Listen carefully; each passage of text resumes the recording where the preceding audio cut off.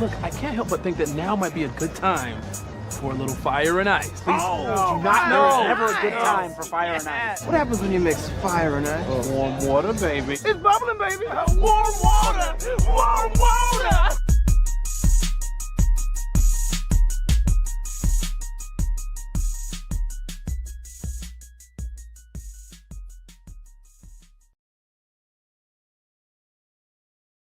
Good song.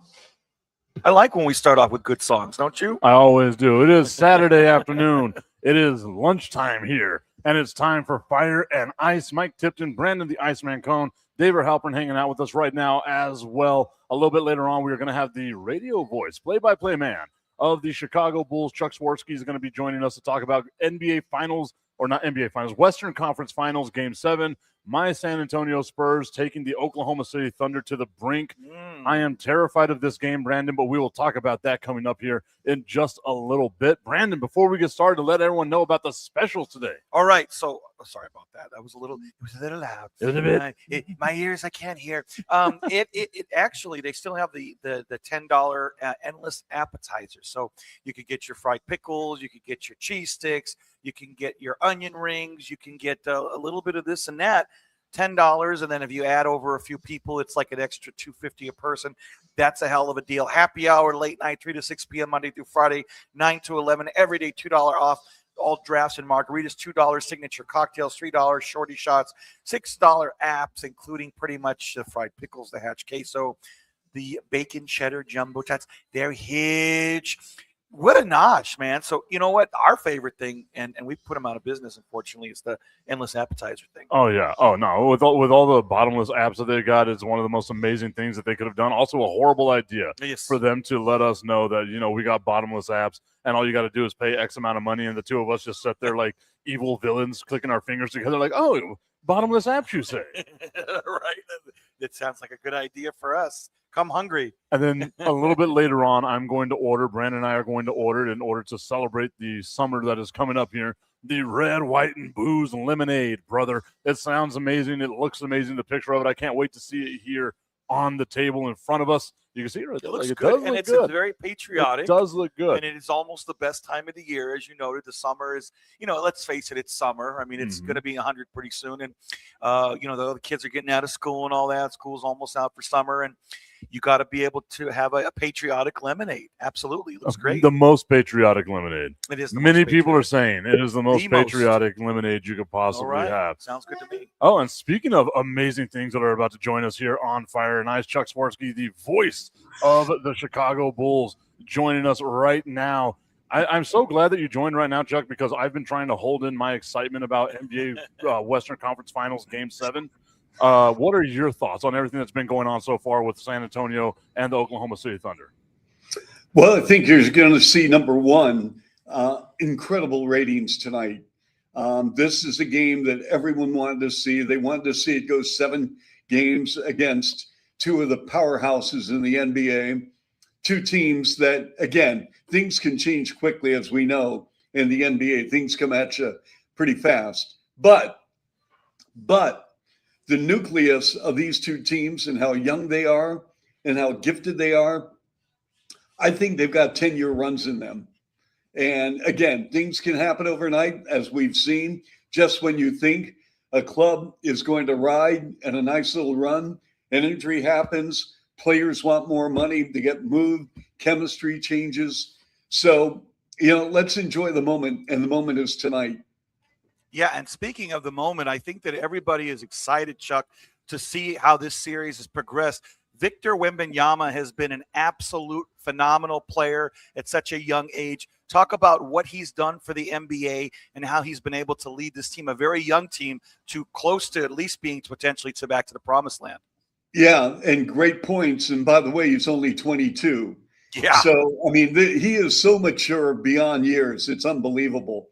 And the way he handles, not only with pressure, but the poise he plays with is something else. I mean, I think, and this is going to be a bold statement, and it's really early in his career, but if he stays healthy, and I really want him to stay healthy, but if he stays healthy, in my opinion, he will be the greatest player ever to play the sport.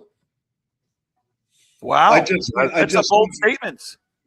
Considering you considering obviously that you're the play-by-play voice of the Bulls, and we know the GOAT, of course, played for the Bulls for many years and led them to 6 championships. But that's a heck of a statement, Chuck. Well, again, I'm putting an asterisk if he stays healthy. Right. Jordan, with the exception of Jordan's second year in the league, he was healthy, and he would play 80, 82 games. And Michael Jordan right now, obviously, is the greatest player ever to put on a pair of shoes. All I'm saying is, if this man, Victor Wembanyama, can stay healthy and continue to move up the ladder with his skill set, he is going to break so many records. It's unbelievable. He will own Defensive Player of the Year award. And in fact, maybe one day down the road, they're going to rename the Defensive Player of the Year award to the Wemby Award. Because I think it's very possible. I mean, I am so high on this young man, and I've never seen a player who can change and alter the trajectory of a game on both ends of the floor and do it seamlessly, where he can not only obviously at the rim, because, it's 7'5", he can finish with an 8-foot wingspan. But how many times have we seen in this series, guys? So Oklahoma City or whoever San Antonio has played, the players dribble in the paint. They see Victor standing in the semicircle, and what do? They dribble it outside the lane, and it changes their entire strategy when he's on the floor. And I love Luke Cornett. I think we mishandled him with the Bulls. I'm a huge fan of Luke Cornett, and I hope he can win a ring. He can win a ring and win another ring with Boston and the Spurs. But let me tell you what, when he's on the floor, they go right in the lane against him. And he gets that. I mean, no one's going to replicate what Wembanyama can do. But when Victor is on the floor, the whole image of X's and O's changed radically. The best thing about it, I call that move whenever you got a guy going into the lane, they see Wemby, I call that move a nope. He leads the league and nope, I ain't doing that. Like, I ain't getting my shot sent back. Someone else can have that happen to them. Yes. So let's talk a little bit more now about like the Oklahoma City Thunder. They are the defending champion, and the mindset of a lot of fans right now all throughout the league is that they get calls. There's a lot of flops happening, a lot of foul calls going their way. My whole mindset, even as a San Antonio Spurs fan, my whole mindset is the champ always gets the call. So if you want to get rid of it, you got to dethrone the guys. What is your mindset on what's going on with Oklahoma City, Shai Gilgeous-Alexander, and the perceived perception of flopping? Well, here's the thing. I think this is going to be addressed in the offseason big time. But as long as the standard has been set with players, and then the officiating becomes where they see a player over and over, and they see habits. And so in this case, I have no problem with Shai Gilgeous-Alexander. I really don't, because he's playing and he gets calls. So what's he supposed to do? Get fouled and go to the refs and say, hey, listen, you know what? He touched me or he grazed me, and so I'm going to the line. As long as the officials are calling it, then you know what? He's playing within the rules. Now, next year, if in the officiating meeting, which they hold in the offseason, and they're going to run by play after play after play, they may change the whole mindset of an official and the staff. And maybe next year, who knows if Shai Gilgeous-Alexander will get those calls. I don't know. But all I can tell you is he is an incredible talent. And to this day, and I understand why the Clippers made this move, because they thought that Paul George was the missing piece. And with Kawhi Leonard, they were going to form the nucleus of a win now mindset in the picture. But that trade with all those draft picks and player swaps for the draft, and then on top of that, the way Shea has played and the way Paul George, who's not even with the ball club anymore, and he was getting hurt and missing games, like not just 5 or 8 games, he's missing 20 to 30 games. And I mean, it's going to go down as one of the worst trades in the history of the league. So tonight's game 7, then, what is going to be the outcome? And is there a particular better matchup that the NBA would rather see at this point against the Eastern Conference champion Knicks? Well, I mean, listen, the Knicks are in it. So whether San Antonio wins, because then you have Victor playing against the Knicks. If Oklahoma City wins, that storyline's going to be, okay, the defending champs, because the Knicks are going to have 9 days off. Now, as an NBA player, that's probably too long. But let me tell you what, there is no healthy player right now in the NBA. If you are a top 8 player in the NBA on your club, you're dealing with something. So when you have 9 days off and you can get, imaging taken and they can say, okay, like, right now, I think you should not practice for 3 or 4 days. And then we're going to do another MRI on you and see where we're at. Or maybe they'll say, hey, we're going to shut you down for 2-3 days and then get you back on the court. Because all these players have soft tissue issues because the way the game's played now. However, I'll say this. When you're gone 9 days, you are a bit rusty. And that first game could be really ugly for New York. But I think the NBA got what they wanted tonight and also for the NBA Finals. Because, I mean, the Knicks are in it. And, of course, it's the biggest market in the league. And even people who had no idea who Jalen Brunson was a month and a half, 2 months ago, is now on the Knicks bandwagon. I mean, like Celebrity Row at the Garden. I mean, all of a sudden they become Knicks fans. And I mean, Ben Stiller has been a Knicks fan. John McEnroe has been a Knicks fan. Spike Lee obviously is, Mr. Nick. So, but all these celebs now are coming out. It's just whatever. So let's look at it from that standpoint, right? Like, I'm one of these people. I love basketball. I know it's sacrilegious being here in Texas to say I like basketball more than I like football, but that is the case with me. I love my basketball, right? And I always say that the NBA is better whenever the New York Knicks are actually relevant. New York now being in the NBA final for the first time since 1999, what kind of jolt does that give the league now? Well, I mean, it gives the league a great jolt because of the TV revenues and the ratings. And so what happens is when the ratings are high in a market, whether it's Chicago, New York, LA, Houston, Dallas, I mean, to name the top 5 markets in the NBA. So what happens is from a local standpoint, so the sales staffs go out then to major corporations and say, look at these numbers for the Knicks, the Bulls, the Lakers, Dallas, Houston, whomever. And they'll say, if you're a part of our programming, the eyeballs, the optics are going to be on your product. And that's why it's important that big market teams succeed because of just the populace in that particular franchise radius. And that's why it's important that the Bulls become relevant. And I'll say this. I think Michael Reinsdorf did a very bold move, and he had to make this move. Listen, AK and Mark got the jobs, and you know what? AK had a great reputation when he was hired. He was well-liked within the circles of the league. People in Denver loved him and respected him. And unfortunately, it didn't work.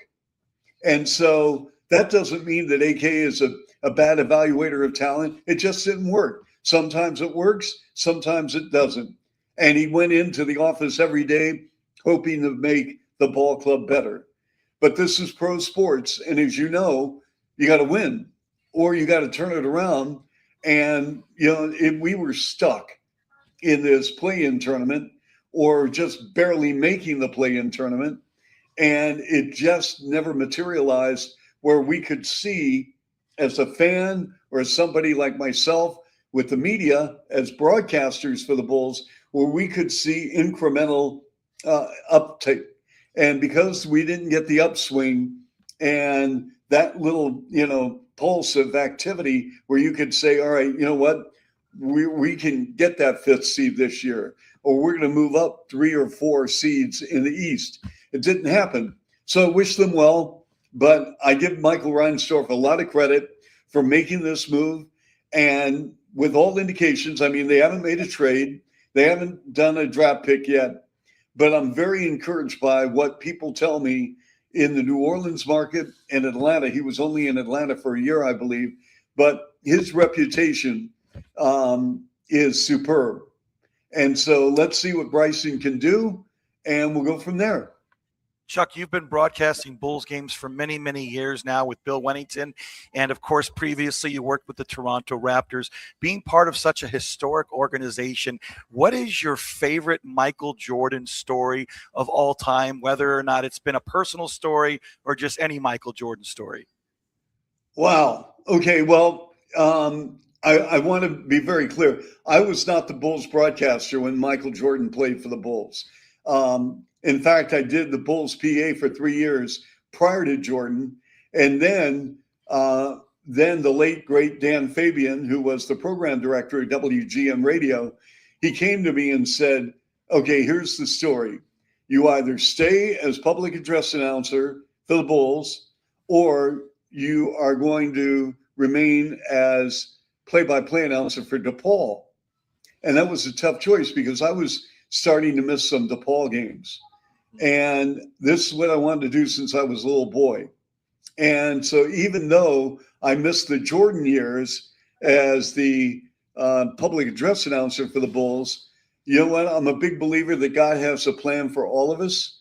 And I think in my journey, I needed seasoning as a play-by-play announcer at first the collegiate level, and then from DePaul to the University of Michigan.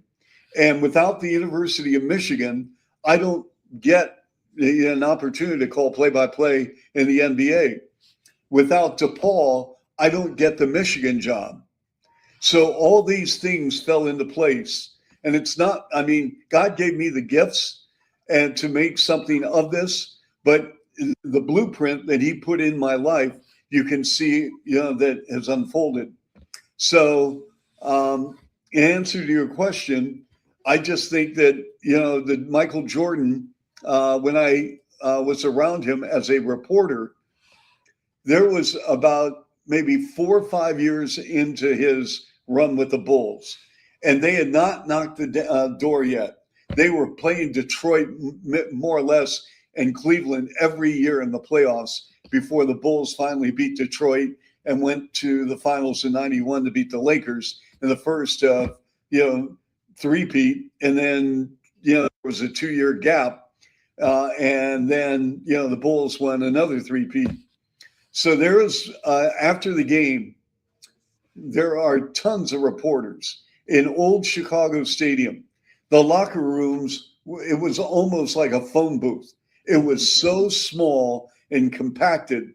So Jordan would always, before he spoke with reporters, he always took a shower and got dressed. He always dressed impeccably. It was always a suit and a tie. None of this, where I'm walking out with a t-shirt or baggy jeans or whatever. I mean, he wanted to look like Michael Jordan because he knew everyone was looking at him, including, by the way, his sponsors. And Michael Jordan wanted to look great, which he did. He would put his sport coat on, his suit coat, tie, boom. He talked to reporters. Here's the key.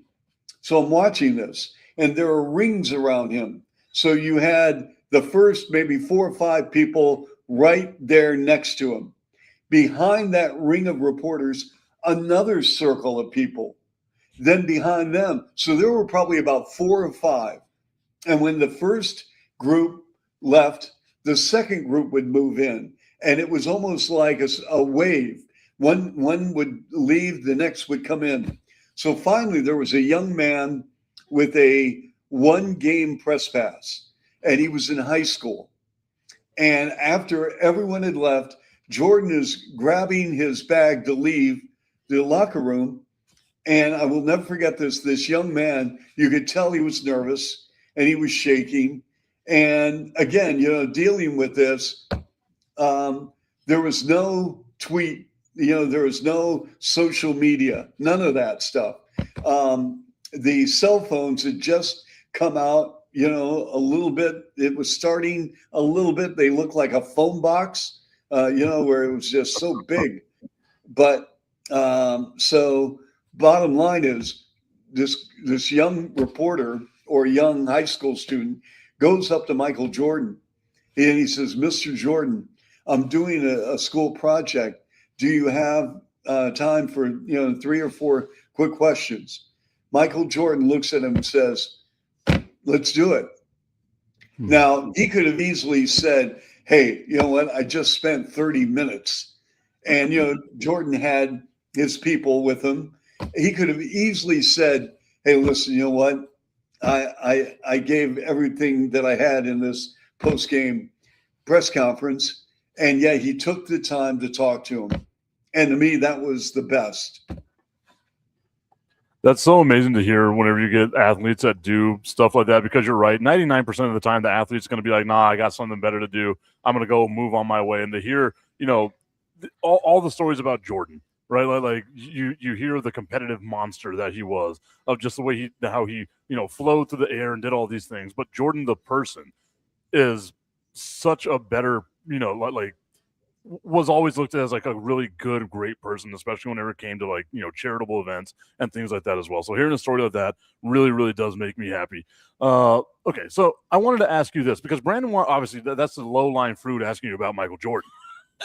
I want to ask you about my guy Vince Carter, okay? Because now I know you were there with Toronto from the outset. Vince Carter was one of the most amazing athletes at the time. Do you have a Vince Carter story? Well, I got a lot of Vince Carter stories. I mean, the Vince Carter, you can look this up. The Rick Pitino quote where he said, "Larry Bird, Kevin McHale, Robert Parrish ain't walking through the door." That was after a Raptor game with the Celtics in Boston. And Vince Carter hit the game-winning shot from the right wing. And it happened in front of the Boston bench. And that was an amazing game. And Rick Pitino just went ballistic after the game. So about 4 or 5 days later, and you can look this up, 4 or 5 days later, maybe it was a week, a little over a week, we're in LA, and the Bulls are playing the Clippers. And on the inbounds pass, Tracy McGrady gave it up to Vince, and Vince hit a game-winning shot. So 2 game-winning shots in a period of about less than a week, or maybe a little over a week, against Boston and the Clippers. And his dunking every night, he abused the rim. He's doing 360s. He's doing windmills. He's doing the tomahawk. It was like incredible. And so after the Clipper game, we were in those days, I was doing radio and TV and simulcast, and we were at midcourt with our broadcast table. And so we got Vince to come on afterwards, and he was on for about 4 or 5 minutes. And I see Bill Walton, the late, great Bill Walton, rest his soul, who became a friend of mine. So he's walking past us. And on the air, I said, "Bill, we are live right now in Toronto. Can you just put a headset on and talk about tonight's game?" Well, he could have easily, just like Jordan, he could have easily said no, but he didn't. And so we're live in Toronto. He puts the headset on and he goes, "Vince Carter, the greatest player I've ever seen." No, the hyperbole, and he would embellish things all the time. If you ever saw the Pac-12 network, they would have this obscure guard from like Arizona State or whatever. "I can't begin to tell you he is a first-round pick. Billy's averaging 2 points a game. He's only in 6th game of the year. I know that, but I like him. But anyway, so Bill puts on the headset, raved about Vince. And so, I mean, I've got so many stories, game-winning shots. When he left, it was a very tough day for all of us in Toronto. Sure. I don't think we'll ever get the real story because, there's so many sides to this story. But the good news is that he's back with his jersey retired in Toronto. He is, in my opinion, the greatest Raptor of all time, with all due respect to Kyle and DeMar DeRozan. And they will have their jerseys retired. But Vince had to have his go up in the rafters as the first Raptor to do so.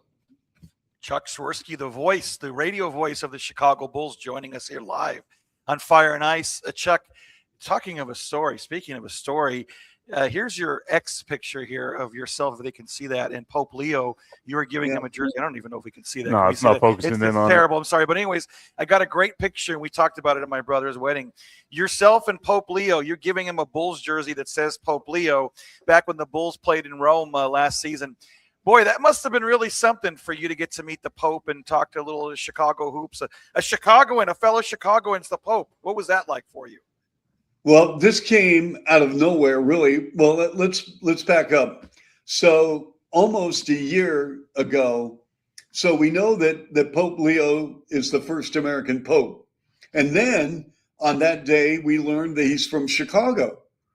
And so, of course, right after he was named Pope and the word got out he's from Chicago, people said, hey, I've known Robert Provost and he's a big Cubs fan. So on social media, they have the picture of the new Pope with the Cubs jersey that was superimposed, Photoshop. And then all of a sudden, one of his brothers says, no. He's a White Sox fan. And, we've got the pictures to prove it.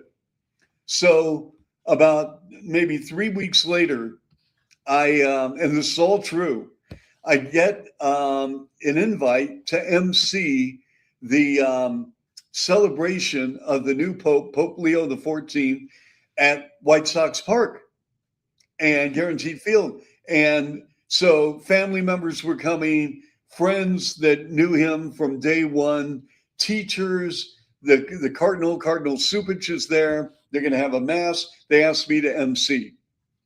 So they had like 35,000 in the ballpark, and it was a blistering hot day after it had rained early in the day. It was hot. My head, I have a picture of it. My head looked like a light bulb. And so it was unbelievable. And we MC'd, and there's no doubt that Pope Leo watched that ceremony. No doubt in my mind. So afterwards, I'm walking around the ballpark, and I see these cutout boards of Pope Leo with a White Sox jersey on, because the White Sox, and rightfully so, were very proud of the fact he was a huge White Sox fan. So I said to myself, you know what? I got to get a Bulls jersey. And somehow, some way, I want to give it to somebody, or give it to somebody who will give it to somebody who will give it to the Pope. So we had this thing called Bulls Fest in August. And Bulls Fest is really for the fans and for artists and creative people, content people, 3-on-3s. And so when I was there, I said, you know what? I'm going to the Madhouse Team Store.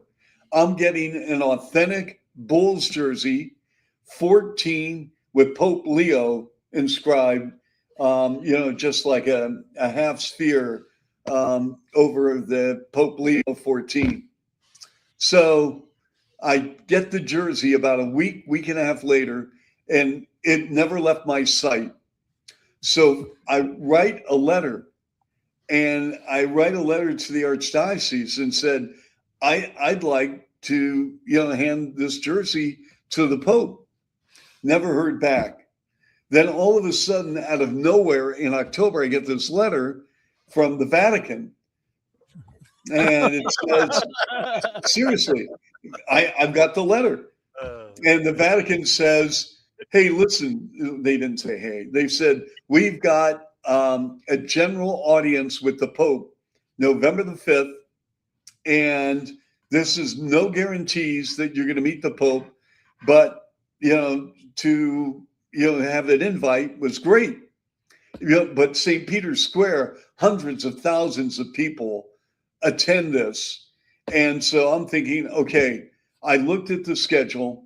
We played the Knicks on a Sunday in New York. And we had Philly was going to be on Tuesday. And so at home. So I told only one person with the Bulls about my plan. And that was my direct supervisor, Vice President Susan Goodnow. And I showed her the letter that I was accepted to go to a general audience, not a private audience, but a general. And I said, worst case scenario, I can get this somebody a 4th, 5th, 6th party to get in his hands.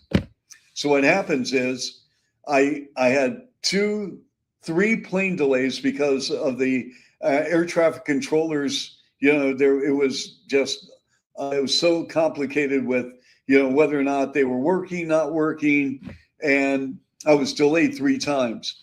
I get to Rome on Tuesday.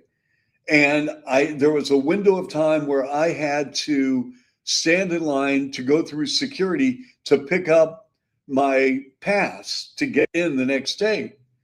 So I'm waiting and waiting and waiting. And I go through 2 security checks and I get this envelope and I open the envelope and there is a yellow ticket. And I said, what's this?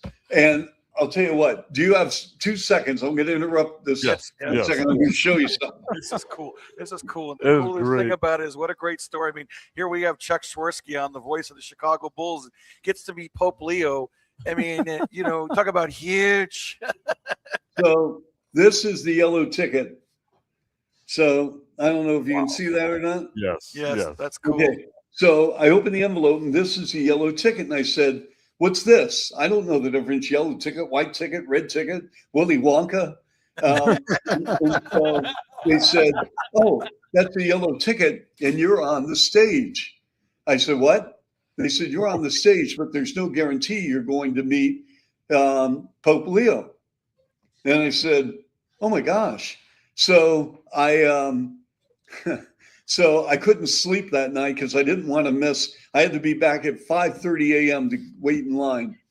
So I'm waiting in line and they open a special section, but I didn't know where I was going.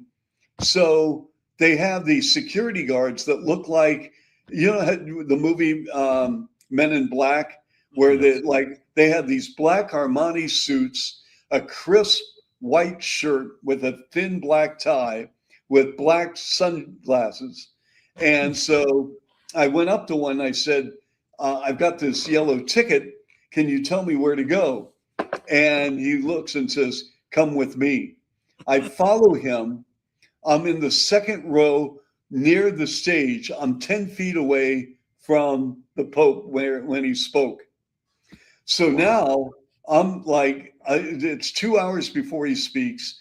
The weather, it was supposed to rain. It didn't. Clear skies, 72 degrees. It was awesome. And out of nowhere, you hear this crowd and it's starting to swell and mount. And then the Pope Mobile entered St. Peter's Square. And the Pope Mobile, Pope Leo would stand up, wave.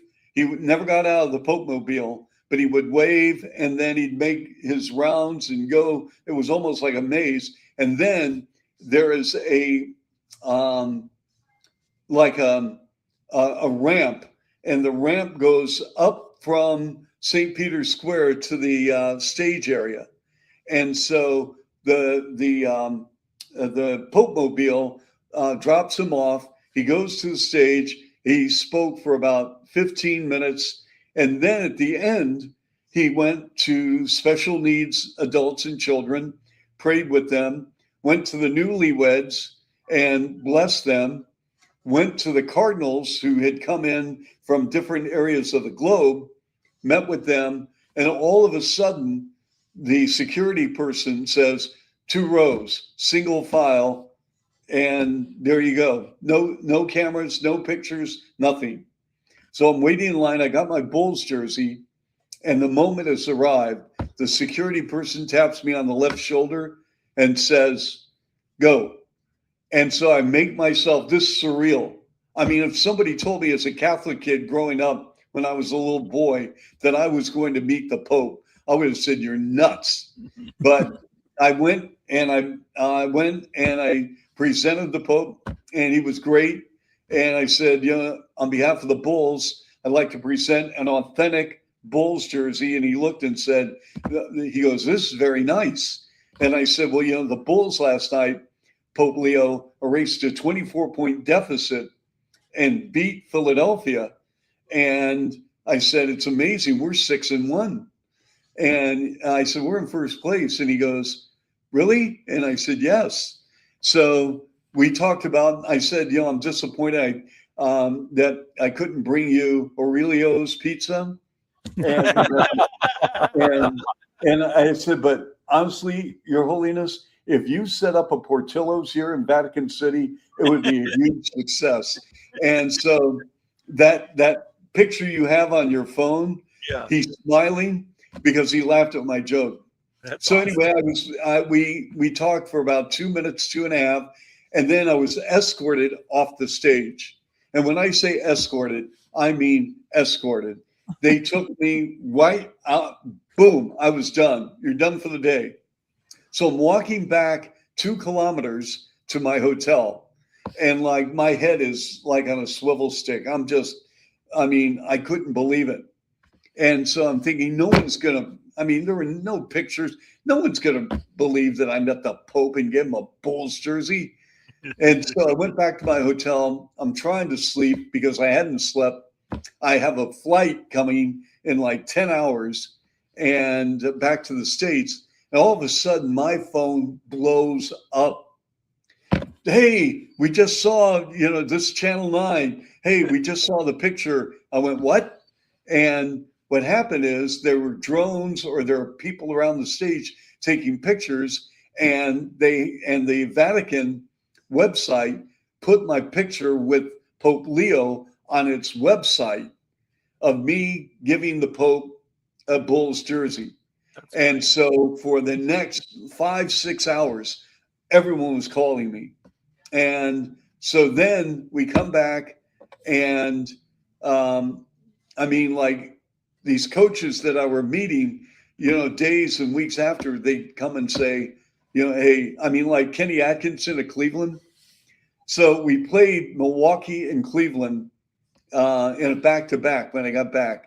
And Doc Rivers, we were talking about the visit.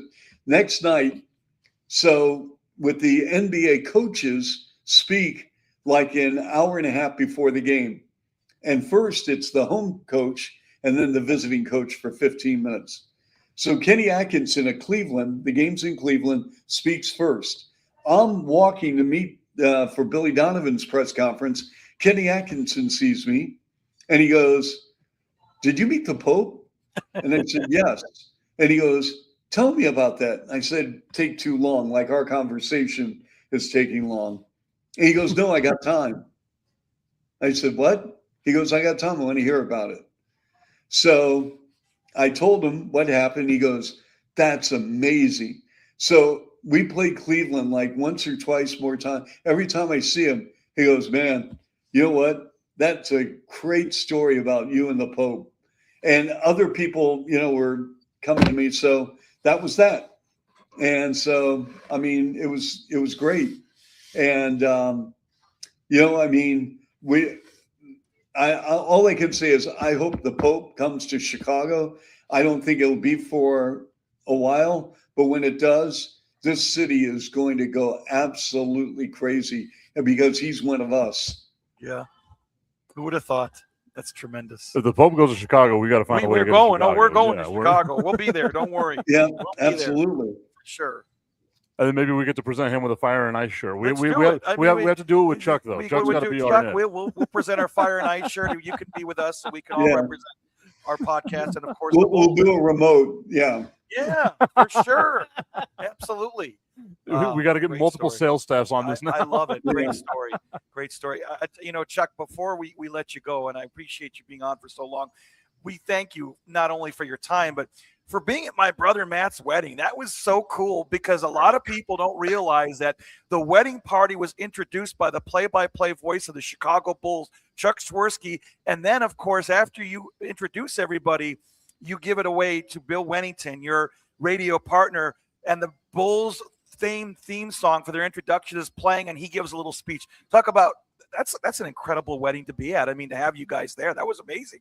Well, it was Bill. I'll tell you, Bill was fantastic.